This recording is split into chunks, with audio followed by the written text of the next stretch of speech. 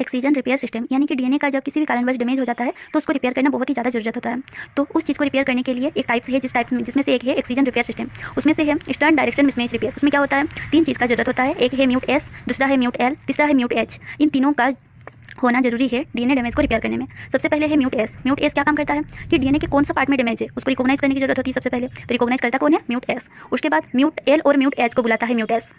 उसके बाद mute L H को बोलता है तुम काटने का काम करो। तो इसमें इंडोन्यूक्लियस जो एक्टिविटी होता है वो कौन करता है, म्यूट एच। यानी कि जो होता है डैमेज को रिकॉग्नाइज कर लिया म्यूट एच, ढूंढ दिया कि कहाँ पे डैमेज है। उसके बाद एल और एच को बुला लिया कि अब तुम लोग इसका ठीक करो। उसके बाद म्यूट एल एच को बोलता है तुम इंडोन्यूक्लियस का काम करो, तुम क्लीव करने का काम करो। तो म्यूट एच क्या करता है, डैमेज वाला पार्ट को काट के हटा देता है। तो याद रखना होगा कि म्यूट एच यानी कि इंडोन्यूक्लियस का काम कर रहा है म्यूट एच, रिकॉग्नाइज का काम कर रहा है म्यूट एस।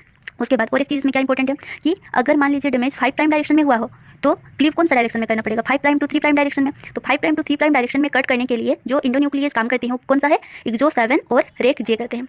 और मान लीजिए अगर डैमेज हुआ 3 प्राइम डायरेक्शन में तो कट करना पड़ेगा 3 प्राइम टू 5 प्राइम डायरेक्शन में। तो इसका काम कौन करता है, एक्सोन्यूक्लियस 1। देखिए इसमें लिखा भी हुआ है कि if nick is on the 5 prime direction of the mismatch then DNA is removed by exo 7 और रेक जे। इसको 5 प्राइम टू 3 प्राइम एक्सोन्यूक्लियस भी बोला जाता है और एक्सोन्यूक्लियस 1 को 3 प्राइम टू 5 प्राइम एक्सोन्यूक्लियस भी बोला जाता है। उसके बाद जो मिसमैच पेयर को हटाया गया तो वो वाला स्पेस तो खाली हो जाएगा। तो उस खाली गैप को फिल करने के लिए डीएनए पॉलीमरेज 3 हेल्प करता है।